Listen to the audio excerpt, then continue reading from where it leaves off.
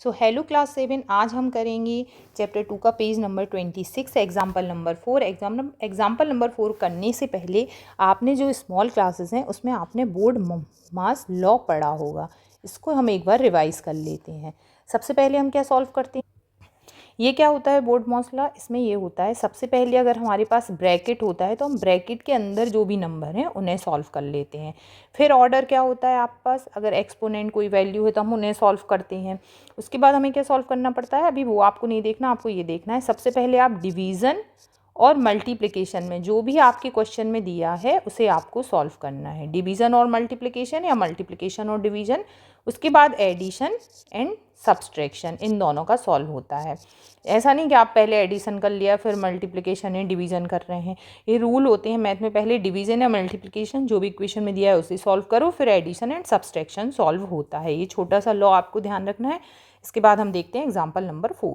इसी लॉ को इसमें समझाया गया है। इन्हें बोला है Malis brought 30 marble to the playground and Arun वाउट 5 bags of marble with 4 marbles.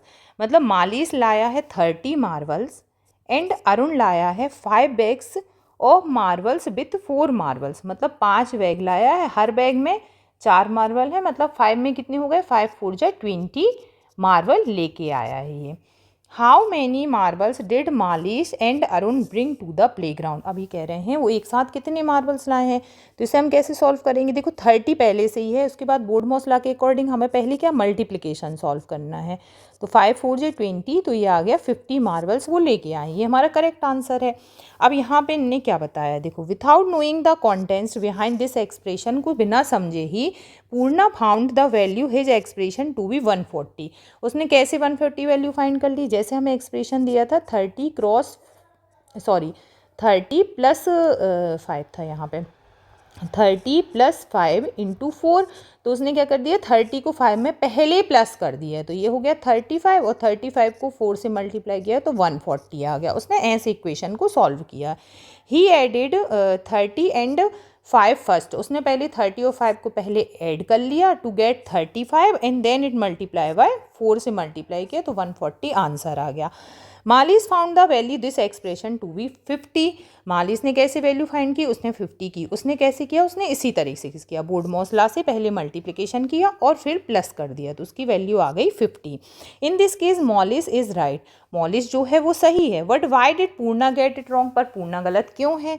Just looking in the expression 30 plus 5 into 4 it is not clear where's we should do the addition first और मल्टीप्लिकेशन। इस equation में कहीं भी नहीं लिखा कि हमें पहले प्लस करना है या मल्टीप्लिकेशन करना है।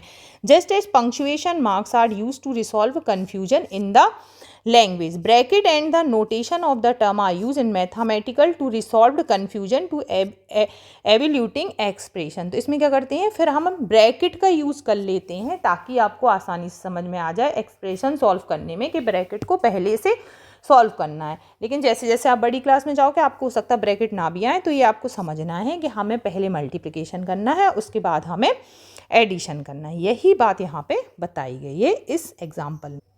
अब ब्रैकेट इन एक्सप्रेशन क्या है, in the expression find the marble 30 plus 5 into 4 be head in first multiply 5 and 4 and then add this product to 30। पहले हमें 5 और 4 का मल्टीप्लाई करना है, फिर 30 में ऐड करना है। This order of operation is clarified by the use of bracket. Bracket में कैसे, हमने मालिस के मार्बल लिख लिए, उसके बाद हमने ये वाले मार्बल जो 5 बैग्स और हर बैग्स में 4 मार्बल्स थे, इन्हें एक ब्रैकेट में अलग से सॉल्व कर लिया इस इक्वेशन को। तो ये हमने ब्रैकेट सॉल्व कर लिया, तो ये हो गया 20 और यहाँ पे हो गया प्लस का 30, तो आंसर आ गया 50। तो अगर आप ब्रैकेट लगा लेते हैं तो आपको आसानी समझ में आ जाता है कि पहले हम ब्रैकेट सॉल्व कर लें, फिर हम उसमें जो अदर नंबर है उसको प्लस माइनस ऐड जो भी आपको ऑपरेटर्स दिया है उसके अकॉर्डिंग उसे सॉल्व करें। देखो एग्जाम्पल नंबर 5, इसे भी वैसे ही समझाया गया है। Irfan bought a packet of biscuit ₹15, फिर 15 रुपये का एक बिस्किट लिया एंड ए पैकेट ऑफ तुअर दाल 56। मतलब जैसे आप कोई मार्केट गए, आपने 10 रुपये की टॉफ़ी ले ली, 10 रुपये की बिस्किट ले लिए, तो आपने कितने रुपये का सामान लिया, 20 रुपीज़ का सामान लिया। मान लो आपने दुकानदार को 50 रुपये दिए, तो आपके पास कितने रुपए बचे, 30 रुपीज़ बचे। इसी तरह से इस इक्वेशन को बताया गया है कि इसने लिया एक बिस्किट का पैकेट और तुअर दाल ली 56 रुपीज़ की। He gave the shopkeeper 100 rupees, उसने शॉपकीपर को कितने रुपए दिए, 100 रुपीज़ दिए। Right an expression that the solution help us calculate to change Irfan will get it back from the shopkeeper. मतलब आप एक एक्सप्रेशन बताओ कि इरफान को शॉपकीपर ने कितने रुपए वापस कर दिए, कितने रुपए उसे दिए। तो हम कैसे कैलकुलेट करेंगे, हमने जितने का सामान लिया, मतलब हमने 15 रुपीज़ और 56 रुपीज़ का सामान लिया, तो पहले हम ऐड कर लेंगे कि हमने 71 रुपीज़ का सामान ले लिया। 71 रुपीज़ का सामान लिया तो अगर हमने उसे 100 रुपीज़ दिए तो उसमें से हम 71 माइनस कर लेंगे, सो आंसर आ जाएगा 29। मतलब शॉपकीपर ने उसे 29 रुपीज़ दिए। अब इसे हमें कैसे लिखना है, मैथमेटिकल एक्सप्रेशन के फॉर्म में लिखना है। अब अगर आपने इसे ऐसा लिख दिया 100 माइनस 15 प्लस 56, तो ये आंसर आपका गलत हो जाएगा। क्यों गलत होगा, कि आप क्या करोगे, अब हमें नहीं पता कि पहले हम इसमें से इसको माइनस कर दें फिर 56 ऐड कर लें। जब भी हम दो एक्सप्रेशंस को एक्सप्रेस करते हैं तो अगर हमने ये चीज़ ब्रैकेट में लिख दी, यहाँ we can first 15 from 100 and then 56 to the result we get 141। अगर हमने इसे ऐसे सॉल्व किया तो हमारा आंसर आ गया 141, जो कि बिल्कुल ही गलत है, क्योंकि हमारे पास तो 100 रुपये थे ना, हमने उसे 100 रुपये दिए तो हमें ज़्यादा रुपये तो वापस मिलेंगे नहीं। अब हम ब्रैकेट को यूज़ करेंगे, जितने रुपए का सामान लिया उसे एक साथ हमने ब्रैकेट में लिख लिया और 100 में से उसे माइनस कर दिया। तो ब्रैकेट हमने ब्रैकेट सॉल्व किया, उसके बाद हमने उसे माइनस कर दिया, तो कितने रुपए वापस मिल गए, इरफान विल गेट ₹29, उसी 29 रुपीज़ वापस मिल गए।